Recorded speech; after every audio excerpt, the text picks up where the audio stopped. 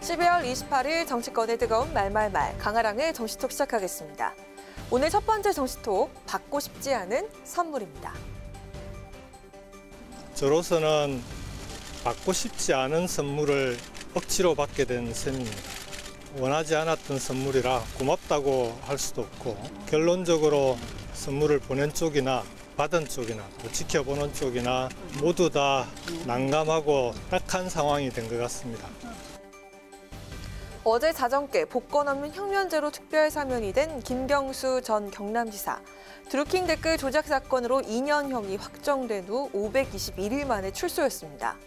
가석방을 거부한 바 있던 김 전 지사는 받고 싶지 않은 선물을 억지로 받은 셈이라면서 출소 심경을 밝혔는데요. 참 뻔뻔하다고 생각을 합니다. 여론 조작, 굉장히 위중한 혐의예요. 그렇다면 여기에 대해서 진실로 반성을 해야 돼. 출소하면서라도 진정성 있는 사과를 했어야죠. 무슨 나오면서 뭐 선물을 받고 안 받고 이런 말을 한다는 것 자체가 이해가 되지 않습니다. 그러니까 한마디로 법치, 여기에 대해서 인식 자체가 없다.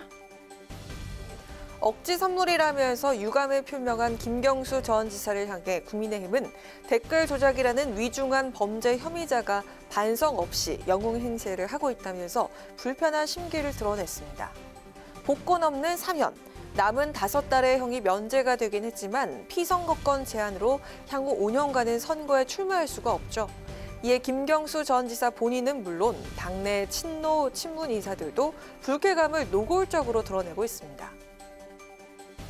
김경수 개인에 대한 모욕을 넘어서서 노무현 가문에 대한 이제 모욕이죠. 사면권 남용이죠. 문고리 3인방 정치하는 사람들 아니잖아요. 예.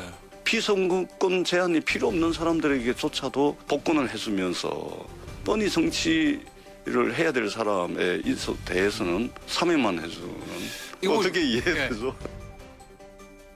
김 전 지사 출소 후 오늘 첫 행선지는 바로 봉하마을이었습니다. 출소하자마자 노무현 전 대통령의 묘역을 참배하면서 친노 적자의 상징성과 존재감을 드러냈습니다. 봉하마을 방문의 그 정치적 의미에 맞게 방명록의 메시지를 통해서 국민 통합을 강조한 점도 이목을 끌었습니다. 조만간 문 전 대통령을 찾아 인사하겠다면서 친문계 구심점이란 정치적 역할에 대한 기대감에도 여운을 남겼습니다.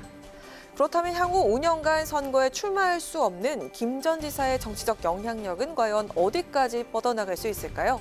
당내 친문 인사들은 이렇듯 긍정적으로 내다봤지만 당내 계파 간의 셈법은 더욱 복잡해진 상황입니다.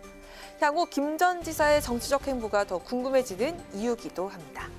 이어서 두 번째 정치톡. 겁먹으면 졸장부입니다. 모래시계 검사로도 유명한 검사 출신의 홍준표 대구시장. 최근 민주당의 검사 명단 공개 논란에 대해서 대한민국 검사 중에 겁먹을 졸장부는 없을 것이라면서 일침을 가했습니다. 한동훈 법무부 장관이 검사 명단 공개에 대해서 조리돌림 선동이라면서 이는 법치주의를 훼손하는 일이라고 비판한 바가 있죠. 이에 이경 민주당 부대변인이 웃기고 계시네 라면서 콧방귀를 끼듯이 저격해서 눈길을 끌기도 했습니다. 검사 숫자로는 한 6, 70명, 소속된 수사관까지 하면 한 2, 300명. 저를 한번 잡아보겠다고 매달려 있지 않습니까? 굴복하지 말고 싸웁시다. 싸워서 반드시 이깁시다, 여러분. 오늘로 예정이 돼 있던 검찰의 소환조사 통보일에 호남핵을 택했던 이재명 대표. 1박 2일간의 일정 내내 작심이라도 한 듯 검찰을 향한 강한 비판을 이어가면서 지지자들의 결집을 호소했습니다.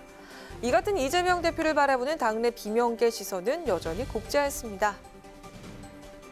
당당히 임해야죠. 그리고 어떤 정치 검찰이 이재명 대표를 저런 식으로 몰고 갈 것이다라는 거는 누구나 다 예상했던 것 아닙니까? 그렇기 때문에 저는 이재명 대표가 국민들에게 알릴 건 알리고 또 혹시 그중에서 잘못된 것이 있으면 사과도 할 필요가 있다. 도저히 희망이 없다라고 하는 지점까지 됐을 때 이제 끌어오르기 시작하지 않겠습니까? 그때 되면은 아마도 전혀 다른 국면이 민주당 내에서도 벌어질 가능성이 있습니다. 과거 예를 봐도 총선을 앞두고 대통령마저도 탈당 요구가 있었잖아요. 그러니까 임계점이 만약에 넘어선다라고 한다면 그리고 그런 요구도 충분히 가능해 보이죠. 당당히 수사받으라는 요구부터 탈당 요구 가능성까지 내비친 비명계. 이재명 대표의 오는 1월 검찰 출석을 기점으로 당내 기류 역시 급변할 것으로 보입니다.